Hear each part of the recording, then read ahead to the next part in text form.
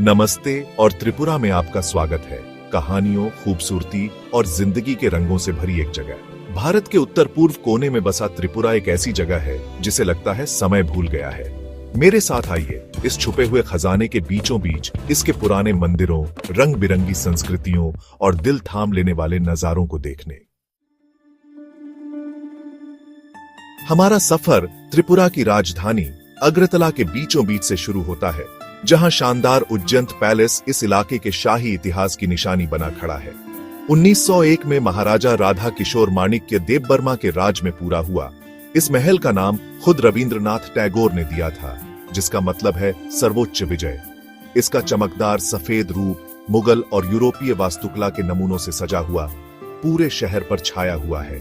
महल का दरबार हॉल अपनी ऊंची छतों और सुंदर झूमरों के साथ कभी त्रिपुरा के शाही दरबार के बड़े बड़े समारोहों और सभाओं का गवाह था। आज इस महल में त्रिपुरा राज्य संग्रहालय है, जो त्रिपुरा की समृद्ध सांस्कृतिक विरासत की कहानी कहने वाली कलाकृतियों का खजाना है। उज्जैन पैलेस सिर्फ एक ऐतिहासिक इमारत नहीं है, यह त्रिपुरा के राजाओं की अमर विरासत का जीता जागता प्रमाण है।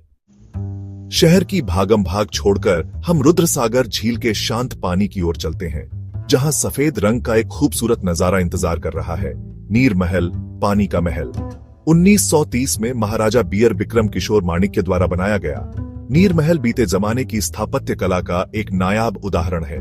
मुगल शैली से प्रेरित अपने सुंदर मेहराबों, नाजुक गुंबदों और बारीक नक्काशीदार पत्थरों के साथ ऐसा लगता है जैसे महल झील की सतह पर तैर रहा हो। जैसे ही हम नाव से पास आते हैं, महल का प्रतिबिंब पानी में लहराता है, एक मंत्रमुग्ध कर देने वाला दृश्य बनाता है। इसकी दीवारों के भीतर हमें हिंदू और मुस्लिम स्थापत्य शैलियों का एक खूबसूरत मेल दिखाई देता है, जो त्रिपुरा के विविध सांस्कृतिक प्रभावों का प्रमाण है। महल के आंगन, जो कभी दरबारियों की हंसी और संगीत की धुनों से भरे रहते थे, अब इतिहास की फुसफुसाहट से गूंजते हैं। आज नीर महल त्रिपुरा के शाही अतीत की एक यादगार निशानी है, रुद्रसागर झील के पानी पर चमकता हुआ एक अनमोल रत्न।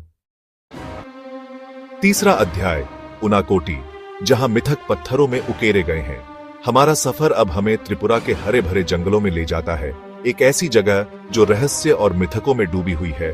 उनाकोटी, यहाँ एक खड़ी चट्टान पर उकेरी गई है 1001 विशालकाय पत्थर की मूर्तियां, जो बीते जमाने की कलाकारी और भक्ति का प्रमाण है।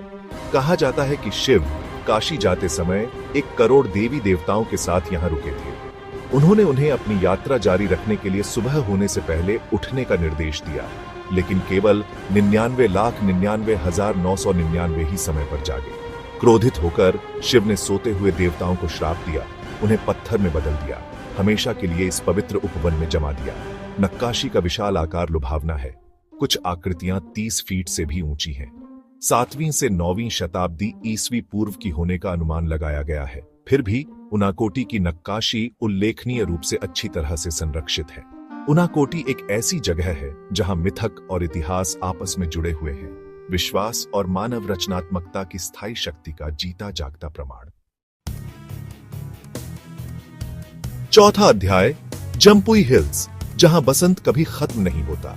अब हम त्रिपुरा की ऊंचाइयों पर जम्पुई हिल्स पर चढ़ते हैं, जो लुभावनी सुंदरता और शांति का स्थान है।